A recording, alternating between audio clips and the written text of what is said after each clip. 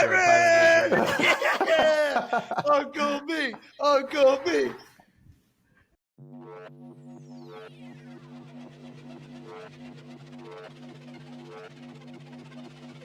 Hello, everybody, and welcome back to the Walkthrough Podcast, where each and every single week we walk you through this week's trending topics in real estate. I am Dan O'Neill, your co-host and captain of BAM Broke Agent Media, and today we have yet another jam-packed episode for you all. And joining me, as always, is my co-host. If you are watching this right now, we have completed the biggest day of his life, aside from his wedding. Shout out to Ann. I'm talking about BAM Camp. Coming to us from sunny Naples, Florida, he looks like he's in Byron's evil lair right now, Mr. Eric, the broke agent Simon. What's up, buddy? How are we doing? I am indeed in the evil layer. This is the most elite setup in real estate history. It's amazing how much more articulate you become when you sit in this chair. You just like, you look a little evil right now. Just that setup. Definitely. There's a dark shadow hovering over me a little bit. You look like Jerome Powell telling us that the market's going to crash. Also, on today's episode, joining us, two content kings who will also be in Naples. So if you're watching this right now, just an FYI, we are shooting this the day earlier, prior to BAM Camp. So if you're seeing this on Thursday, we will have completed BAM Camp. Anyways, we're joined by two content kings. First up, fresh off a red eye, the fro looks incredible, Mr. Krys Benyamein. How you doing, buddy? What's up, guys? I feel almost as good as Eric's bright white smile. Eric's smile does look incredible. Speaking of incredible smiles, we also are joined today by my favorite guy on planet Earth, and I'm telling the truth right now. Wow. He actually looks like a Navy SEAL, but by the way, for your service, former veteran from the Space Coast, Mr. Shane Bergman. Shane, how you doing, buddy? Dude, I'm stoked, man. We're all actually in my hotel room. We got Derek over here. Like Krys is in the bathroom, and it's awesome, man. The energy levels are high here. We're excited to see everyone today, and then going into tomorrow. It's just it's nirvana. Yeah, you guys, it literally looks like you actually are in the closet. Shane looks like you're right there. I think Derek Gregory has his Freddy Krueger shirt on. He never. Yeah, Derek is Freddy Krueger without the. It's 99 degrees in Naples, buddy. Take off the flannel, huh? Anyway, today we are talking tips for listing photos, most common reasons. All I can see is the massive gap in his hairline. Get Derek out of here. Get out. Are you guys all just sharing one queen size bed? Okay. It's not. I wish it was a queen. It's a junior. Yeah. It's a junior. Aren't you guys grown adults here? Why don't you guys get separate rooms at this point, huh? We love each other. We're also talking top social media apps and how to properly utilize them and so much more. But before we do, I mean, listen, the boys are hurting here a little bit. We have so much to do before BAM Camp tomorrow. You can see that these guys are literally, we just got off red eyes. They're literally sharing a twin size bed. Krys is literally in a tub right now. So we're hurting a little bit right here, but we're going to power through it and we're going to deliver you the best episode possible. Before we do that, Eric, I have a couple questions for you. Yes. Shoot. Hey, Eric, is there anyone else in the industry that is providing up-to-date, real news, not behind a paywall that is the equivalent of a mortgage payment? Not one single media company on earth besides this one. Okay. Is another question for you, Eric. Yes. Is there another company or industry or media company that has the most beautiful and articulate men and women inside and out on shows each and every single week? No, just this one. Okay. And is there another service that you can sign up for just a cup of coffee a month and provide the best value humanly possible? Yes, it's BAMX. And you can use code WALKTHROUGH right there for 10% off. Everybody throw up the X right here. Join BAMX. If you would have, everybody would have got 25% off BAM Camp. All right, let's get into it. All right, let's get into it. That was elite. Shout out to Eric's mother. Thank you guys for watching. Make sure to like and comment. All right, topic number one from Mr. Krys Benyamein and the BAM staff. 5 tips for better listing photos. I'm just going to rattle through the 5 right here, and then we will get into it. Number 1, Krys says, is to get your timing right. Everybody loves a little golden hour photo shoot here. Number 2 is to share a listing photo checklist with your sellers before the day that you take pictures. That's very good. I'm going to do that. Number 3 is condense shooting appointments. Also genius. Number 4, pre-shoot final walkthrough. And number 5, which I hope everybody's doing. If you're not, you should be thrown in jail. Invest in professional photography. Great tips, Krys. Great article. Thank you. Shane, I'm going to start with you because you're making so much noise. It sounds like you're wrestling a polar bear over there. It does. Stop. Whatever you're doing, it's going right through me. But Shane, we had this debate about a year and a half ago about Yeah. certain days to take photos, when you should be listing, the whole nine. Do you have any tips from this article, or do you have any SOPs in place for listing photography? Yeah, man, definitely. And Krys nailed it. That article was so great because the checklist on there, I think, is like such a critical way to run any sort of procedure. But as I'm going through it, like, I'm viewing it from a different angle to where it's like those are steps. Like if you are managing all that, and something that our team took a stance on, several years back was I hired an interior designer to work on our team. So she's actually the ones that attending all my listing appointments and giving the advice that Krys talks about in that article. Because I know what I'm good at, and it's not telling people to take pictures off of walls and how to put an area rug or whatever the hell on their couch. So that has been a really good partnership for me. So she goes in, I pay her $100. She spends about an hour with the clients, grooms the home for photos, and then does all the other things that Krys talked about on that article. So like from a scaling standpoint, where Krys is at with that now, that's like every agent, they should be doing that and then following it to the T. And then when you get to a point to kind of bring on a designer, that was really clutch for us. Perfect. Shane, when you do your photography, right, you send somebody, do you get your listing document signed the same day? Do you try to combine a video the same day so that, buddy, Yeah. hey, did somebody get this guy some nasal? Look at Flonase? What the hell was that? You're just like, this is what we hear, Shane. Sounds like Darth Vader on the other end here. That's not me, man. That is not me. All right, whatever. Keep going, Shane. So process. Typically, I have a listing agreement signed before any of that. And in a normal, perfect world, the cadence goes as follows. Thursday or Friday, my designer goes to the property to groom the home. Accordingly, I give the homework assignment, which is the task that those sellers need to do over the weekend. We shoot photos Monday or Tuesday and then list on Thursday. That's like the sequence we try to nail every single time. Okay. Krys, amazing article here. Do you have any SOPs? Do you get the listing signed the same day that you do photos, same day that you do videos? Do you have a certain day that you like to list your listings, right? You will post them. Right. Yes. Sorry, I was saying one more thing. I have a particular order in which I will use the photos, and it works. It's like kind of my SOP, right? So I hate when other people load my listings up and they don't do it. So I know that was very loaded, but do you get your listing signed the same day as you do the videos and pictures, or is it all separate?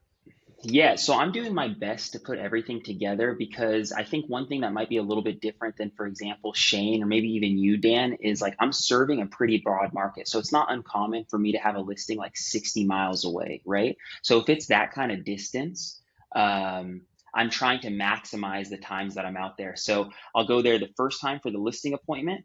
I'll have the contract signed then and there, if not DocuSign after the listing appointment.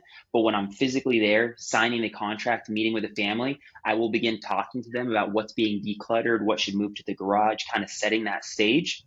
And then before I come back, I always show up to every one of my listings. One, because I want to make content out of it.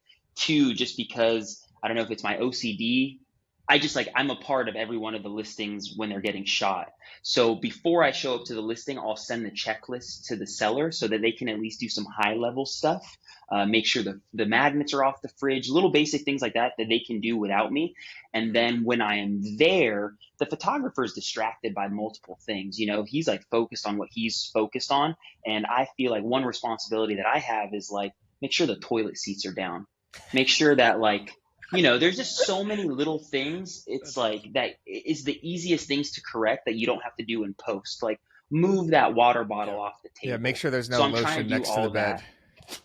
Make sure there's no lotion and tissues. We've seen we post those all the times in bad real estate pics. It's one of the most disgusting things that you see. So I also hate the magnets on people's fridge, especially if there's political slogans or just pictures of their kids. It just kind of ruins everything. Yes. And it's also the easiest thing to do, right? We're not even talking about staging a house. We're talking about just getting shit off somebody's refrigerator. That stuff is simple. Talk about $1,000 an hour activities. Krys is taking magnets off. He's removing lotion. He's taking magnets off the fridge. Krys, do you have a certain day that you like to list your listings? Is it Wednesday, Thursday, or is it just kind of whenever they... No, this is a controversial one. It sounds like I have been scheduling my listings to drop Wednesday nights. Let's go. Ooh, Wednesday night. So during the height of COVID, I was hella mindful about when a house was getting published because I was counting to the second how many days were on the market. Like how many days the house was on the market was a big deal because the market was moving so fast. In my opinion, now, of course, I'm trying to break records, I'm trying to set records, but I want the exposure more than anything. So at this point, I'll take an extra day on market. I publish it Wednesday night. That gives me all day Thursday to promote open house, all day Friday to promote open house, and then we have like a pretty successful weekend. Another reason is like I'm putting ad spend behind my stuff. So it takes a day for YouTube to kind of like figure out what's going on. It takes time for this stuff to start getting pushing. So that's kind of been my flow. It looks like you agree with me, Dan. Oh boy, do I ever. And Shane even has a silly little t-shirt that he wore to Tom Ferry Success Summit last year. And boy, oh boy, Wednesday is the day to list it. I follow the same practice. Shane, you're wrong. Sorry, buddy. I got a question about this. Is it similar to posting something on social media where you want to do it kind of in between Tuesday and Thursday because it gets lost on Fridays or Saturdays? Can I'll go off on that a little bit. So there are studies and that do prove, and this was during COVID when these were done, that listed on a Thursday would garner more money for the sale. That's hard to prove. There's too much data behind that. But in our market, and this is why it's nuanced, whenever we list a property on a Thursday, it still has that new listing badge going into the weekend, which from a feed purpose, like how the MLS is treated, and same with Zillow, it's treated as a new listing going into the weekend, where if we listed on Wednesday, it would lose that moniker going into the weekend. That's a good point. The things that my team and I have found successful in our market is to list on a Wednesday morning, right? We don't do any showings Wednesday. We promote it. We promote the open house. We do showings Thursday, Friday, and then we bottleneck the open house to where it looks like there is a literal car accident because there's so many people there. I mean, the neighbors are peeking through the windows, right? Yeah. So it gives us a couple days to market and advertise the listing. And what I also like to do too, and I don't know if you guys are this way, and Eric, I'm sure as running Bad Real Estate Picks, you've seen some of the worst listing photos of all time. But I like to do like front of the house into the living room. If there's a pool, I'll put the pool up front. And then I kind of go from like front of the house, kitchen, all the way to ending in the backyard and the back of the house. I've seen some people where they literally start with like the bathroom. Yeah, that's what I want. I want to see the bathroom because I know that's where we're going to be spending the most amount of time, depending on what house I buy. I spend about 6 hours a day in the bathroom. Krys is in a bathroom, literally. I do this. Literally, so he probably agrees with me. In my market, it's an MLS violation if we don't have the cover photo be the front of the house, which is tough. Same because here. it's like the kitchen is the sexiest or the backyard's the sexiest. But I'm trying not to get dinged by the MLS. What about how many photos are you guys putting on there? Because that seems to be another like point of contention where like you see these listings and there's like 90 photos and I'm just like, no one is going through all of those. Do you guys have a certain number where you're trying to hit? We're maxed out at 36. My photographer normally sends like 50. So then I kind of have to like sort through them, but they also will send like, if there's a dirt patch, they'll make it green. So I'm like, we're not using that. I don't want to, set false expectations. That's another point too, that maybe we should talk about like really briefly is just, there's some listings where the listing agent has the background is like a purple sky. It's awful. The sky's not purple, right? Like, so now when this buyer shows up, their expectations are immediately gone.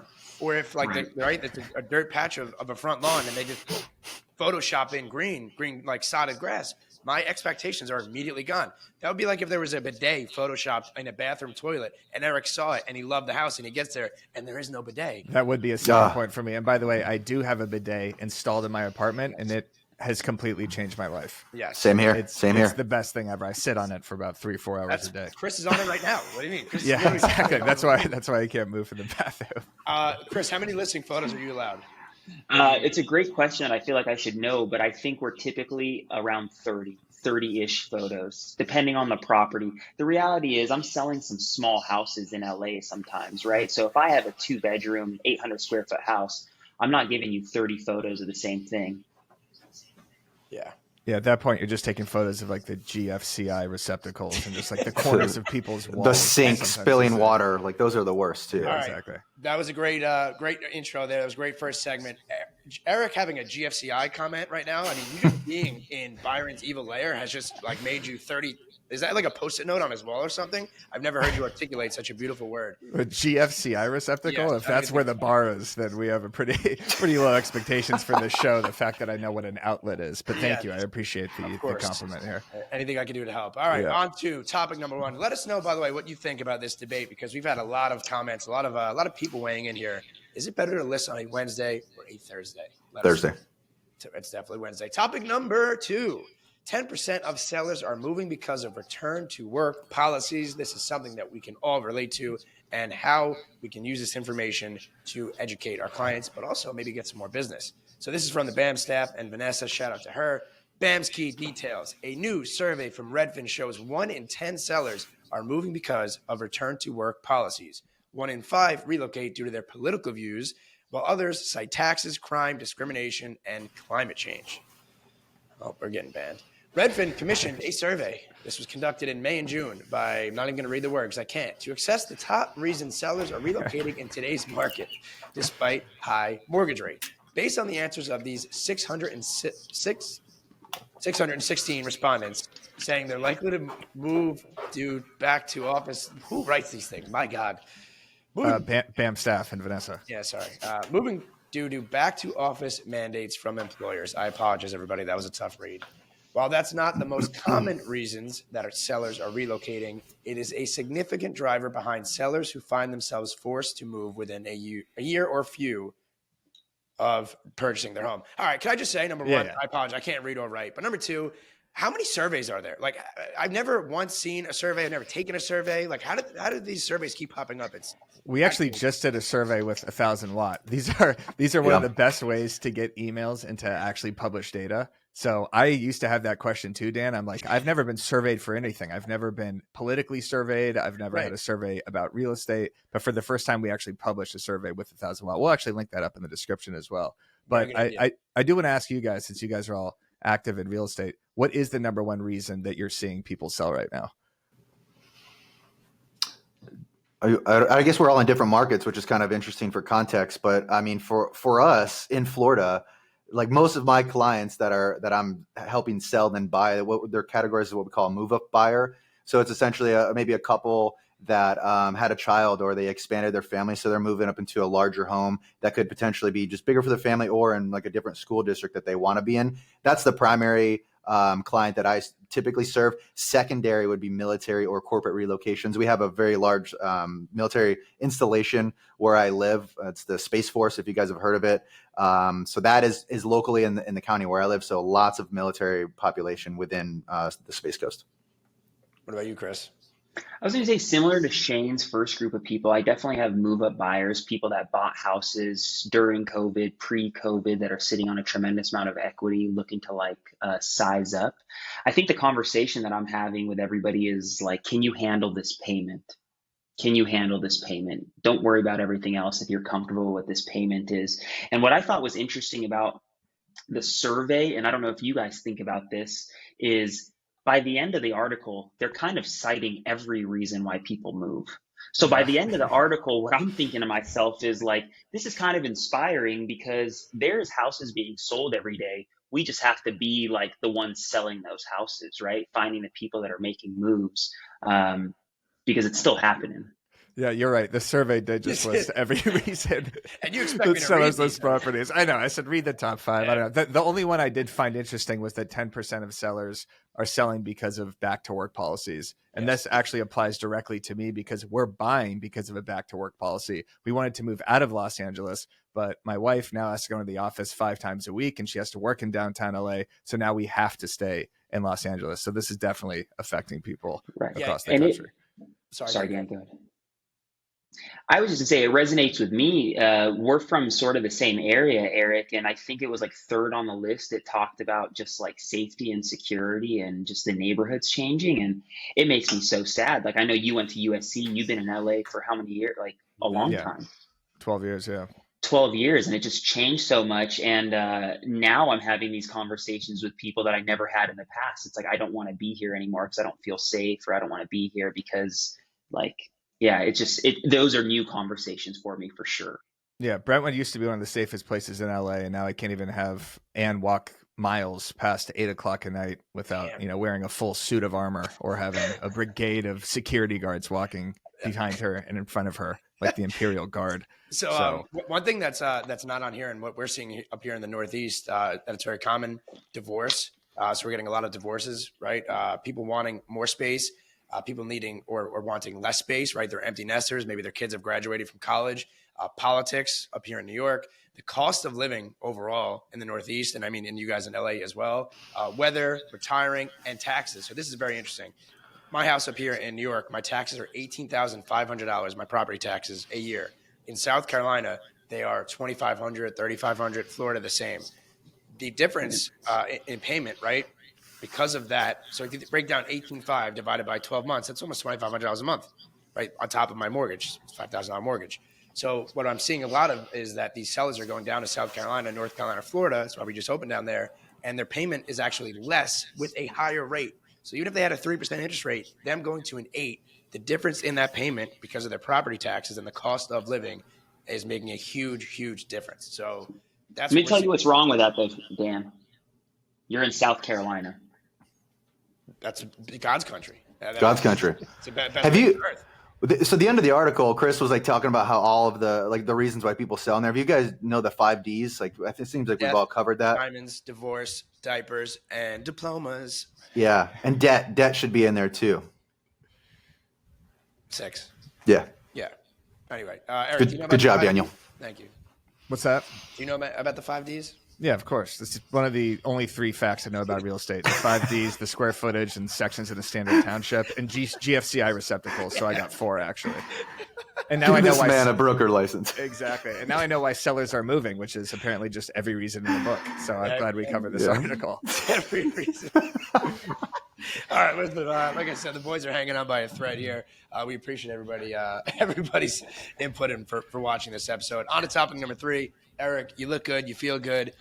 I'm going to let you take this one over. This is actually your article here. This is top 7 social media apps to use and best practices on using them. I love this very much because I actually called Shane 2 days ago and got the best rundown of content, buckets, and what to be doing that maybe I've ever gotten in my entire life. So, Eric, tee it up for us, my friend. This is So I went through my 7 and ranked them for realtors. I said number 7 is X or Twitter, 6 LinkedIn, 5 Facebook, 4 TikTok, 3 Instagram, 2 email, and number 1 YouTube. And this is based strictly off of conversions. I know a lot of agents focus all of their time into Instagram, including myself, but I think a hyper-localized YouTube channel and building a big email list, which you actually control, is a far better way to build out a business. So I want to ask Krys, if you had to have one social platform for the rest of your life to sell real estate on, which would it be?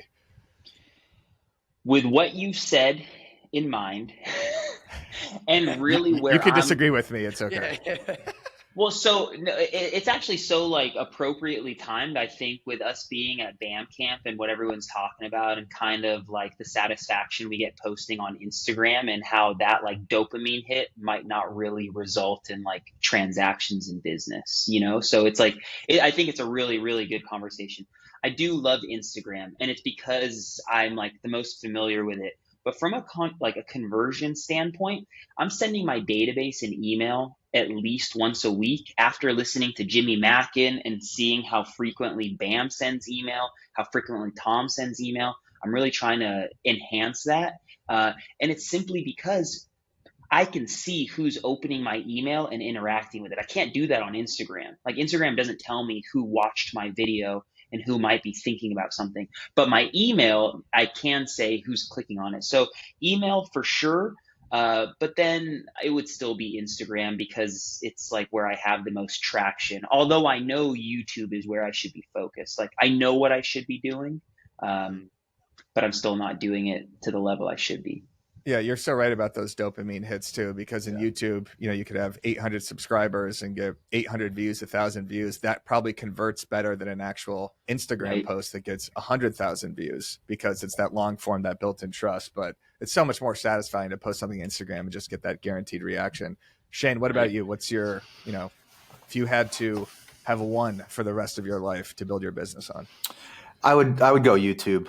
It's something I feel a little bit late in the game, and it's the one platform that I can directly correlate leads inbound. I mean, like we talk about Instagram and Facebook, where it's like you get these direct leads from there, but like, did they also see a sign, and did they also like see your website and some other points of contact with them? Where YouTube is a whole different animal, and it actually gives us a little bit more like creative freedom and length in the videos that we can make. And I have a lot of fun doing those, and then also being extremely micro with those. So it's only my area that I live in, and we're talking like a 5-mile radius. And I know you talked about that. I think that was your number one on that list. So I totally agree with that. Like YouTube, hands down, I think is the best content platform for leads specifically, and also kind of give you the breadth to create long form content. Here's something that I want to ask you guys. Right now, I'm kind of dealing with a little bit of I think I told Shane this. Like, I don't know what the correct term is, but like an overwhelming like freeze, right? I have so much to do that I know I have so much to do that I literally just have like paralysis. So I went over with Shane, and he was nice enough to share with me some of what his content buckets are and what he's focusing on, and some of the different things. So I'd like to share this actually, if it's okay with you, Shane, because it was really helpful for me. So his content is based around who is this for? Does it add value? He's trying to post 7 days a week, YouTube, LinkedIn, Facebook, all of the above. The ideal weekly schedule is Facebook feed, 3 to 4 posts a week.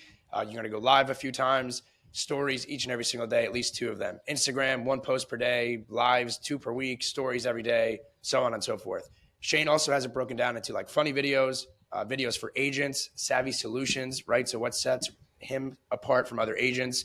Our real estate 101. So that's going to be targeted for consumers, and stories, blogs, and just regular content. So my issue is I see all of this. I have so many ideas in my head, and I'm just like, I'm freezing and I'm not posting anything. And I don't know if you guys have ever had that or if you have any advice on how to get out of it, but that's where I'm at. For me, that's why the buckets exist in my mind, because I'm very like a binary thinker. If it doesn't fit into a file folder location, which is essentially a bucket, then I can't see a placement for it. And then I get lost in this space of like, I don't know where it goes. So as soon as I have like a location to park that content, it'd be very, very clear for me. So, I've talked about the buckets before, and I probably have an overwhelming amount of buckets for like the normal content creator. So that's why I'd encourage people to just like knock out 3 of them. And then every content piece that you think about doing, make sure it lands in one of those buckets first, and then who it's for, and then is there value that they can extract from it. And if you can't clearly answer those 3 questions, then you probably shouldn't make that piece. Right. If you have no idea of what to post to, the most effective thing that we do on BAM and the Broke Agent account is just go back to previous posts, look at something I posted in 2020, 2021, see what got a lot of views, and then repurpose that, whether it's putting a new caption on it, adding different audio to it, starting it somewhere different in the video, or just using that concept because I know that concept hit and transforming that into a tweet or into a meme or into a separate reel. So whenever you're screwed, just go back, repurpose your old stuff, because most people haven't seen it anyway. No. I was about to tee up Krys. I was about to say something, and then would have just slammed this over my head. I was going to say that my days right now are very they're long, right? So I'm putting out a lot of fires. We recruited a ton of people. We're working on our SOPs. So by the time it comes down to like actually sit there and do the content, I'm not in the mood to do it. And I was going to lay that up right there and say that. And then I thought of Krys's probably the most infamous speech, top 2 favorite speeches of all time. And Krys, what are you going to tell me to do? I'm going to tell you that you can get some help, Dan, because you got a lot of resources.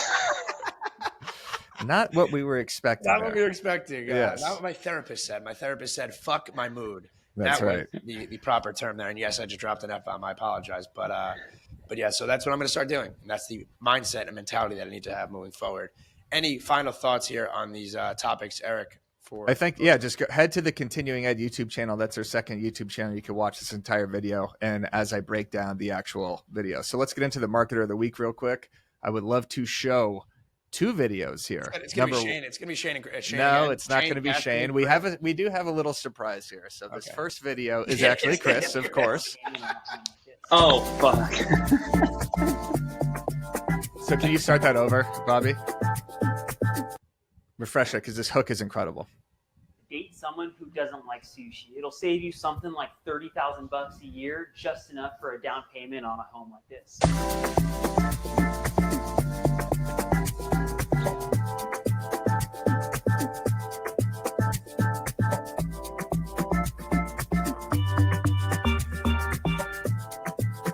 One time for DJ Shoe.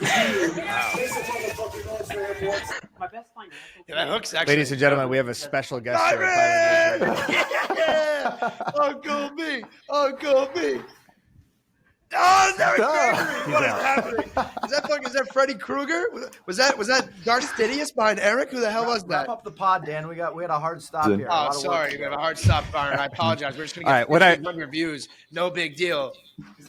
What I liked about that video is the hook just saying, don't eat sushi. Don't date someone that eats sushi. That's the episode, everybody. Thank you for watching the walkthrough. Oh my God. If you came to BAM Camp, thank you. If you're going to BAM Camp, thank you. Love you guys. See you in a couple hours. See you guys soon, man.